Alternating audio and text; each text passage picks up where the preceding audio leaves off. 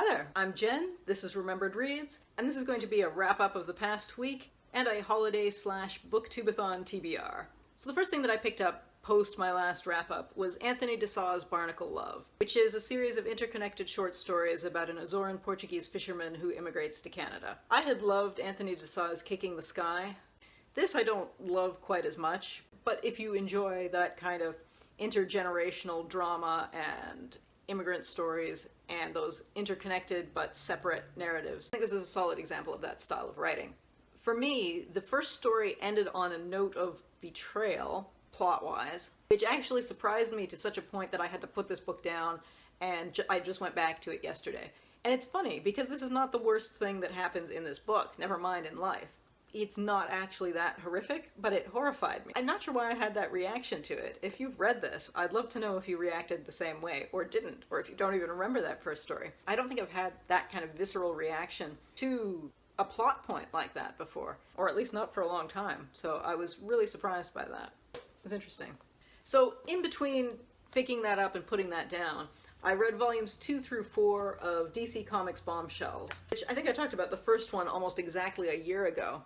And I don't have much to say beyond what I said in that, which is that if you're not familiar with it, this is an alternative universe version of the DC Comics universe. It is set in the 1940s, the costumes are very pin-up style, and it turns the universe sort of on their head in that instead of having a lot of male characters who may occasionally have a female sidekick or love interest, this has mostly female characters who may occasionally have a male sidekick. Or a love interest, although a lot of them actually have female love interests in this, which again is an interesting choice, and I guess excuses the pin-up style, because if you think the pin-ups are designed for a kind of heterosexual male gaze, why would they exist in a primarily female universe? But then if you turn that around and say, well, maybe it's supposed to be for a queer female gaze, maybe that is supposed to explain that away? I don't know, I might be overthinking that because I feel like this is mostly an exercise in style over substance, in that they play with a lot of interesting ideas, but nothing gets a lot of attention. It feels like a crossover event rather than a cohesive whole. One of my favorite parts, aside from the aesthetics, because I do really like the costumes in this, was that Zatanna's sidekick is basically John Constantine, or Constantine as they say in the TV series. That's one of those things. Like Alan Moore, who created this character, said it's Constantine, but on the TV show and the movie adaptations, it's always been Constantine, so I never know how you're supposed to say that now. Anyway, that doesn't matter. He's a rabbit in this book. He's a talking rabbit. They do turn him back into a human, which is less fun, but yeah, the talking rabbit stuff never ceases to amuse me. So yeah, not cohesive, but pretty. That's all I have to say about that. I think I said that last year too. So that wasn't a super productive reading week because I have been packing for our trip tomorrow. We're flying over to London tomorrow. We're doing a couple days of family stuff there. Then we're gonna go and do a proper like sightseeing holiday in Ireland. I've seen some people do holiday TBRs where they have like actual physical books that they're taking on trips and sometimes hardcovers. I'm thinking, why do you want to travel with all that stuff?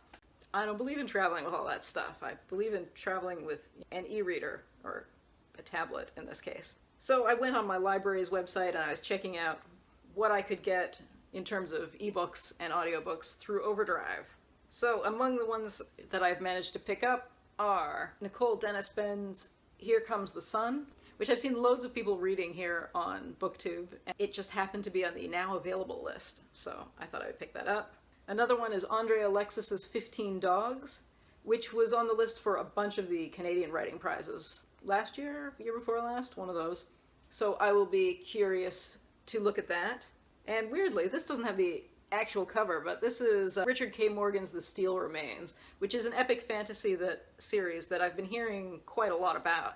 And I put this on hold, and I think I was actually 8th in line for this book, and it popped up, I just got the email notification this morning that my hold had come in on that. So I don't know if the other 8 people who decided not to read this, but I've overall heard a lot of positive buzz for that. And finally, I also got Between the World and Me by Ta-Nehisi Coates, which again, a lot of people have been talking about that. I read his The Beautiful Struggle back in February, which I quite enjoyed. I thought his work on Black Panther was not that great. It was kind of talky. It felt more like a theater script instead of a comic script, but In any case, the other thing that I picked up was the audiobook of a book that I own, which I was going to bring this on this trip, and then I thought, well, if I can just bring it on my phone, I might as well do that instead. And that is Wade Davis's Into the Silence, The Great War, Mallory, and the Conquest of Everest, which is obviously nonfiction. It combines two of my favorite topics, mountaineering and the First World War. I've been looking forward to this. I've just wanted to have the right time to read it.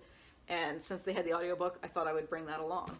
So those were my library finds. In addition to those, I have the Kindle version of Marion Husband's The Boy I Love, which I have started actually. I'd heard a couple of people refer to it as being literary fiction, and I'd heard a couple of people refer to it as being sort of a historical romance.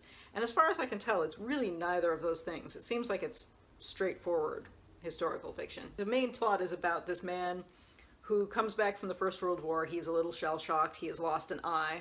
And his brother has also come back, and he's completely unscarred.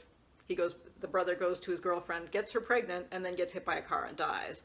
So after his brother is killed, the brother's girlfriend comes to him and tells him that she's pregnant and that she's going to have to go away because they weren't married.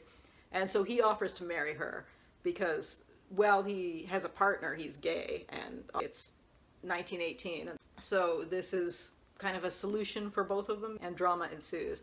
I actually ended up picking that up because I almost picked up the third book in the series, not knowing it was part of a series, which is about their son, I suppose, who is terribly burned in the Second World War, which sounds like that'll be super uplifting too. So I might read that, although I should probably get to the library books first, since I have to return them. So let's look at the Booktubeathon challenges and see if any of them fit. Challenge number 1 is read a book with a person on the cover. And this has several people on the cover, so there we go. Challenge number 2 is read a hyped book. And I feel like for a while, everybody was reading Between the World and Me. I don't think it's quite as on the hype machine right now, but I'm gonna go with that because, as I said, I feel like 6 months ago everybody was reading that. Number 3 is finish a book in one day, which I'm sure I will because I'm flying out tomorrow, and I usually finish 1 or 2 books on the flight.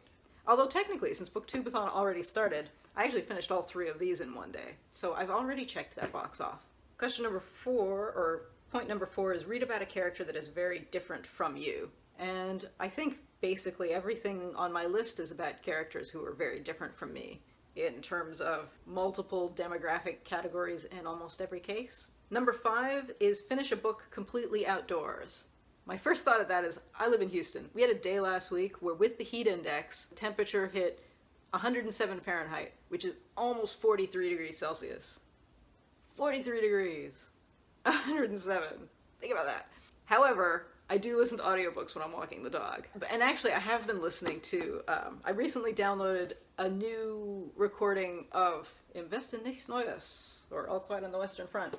It's read by Diehl, who reads really quickly. When I first saw it, I actually thought it must be an abridged version because it was only about 6.5 hours long, and most of them are about over 8 hours.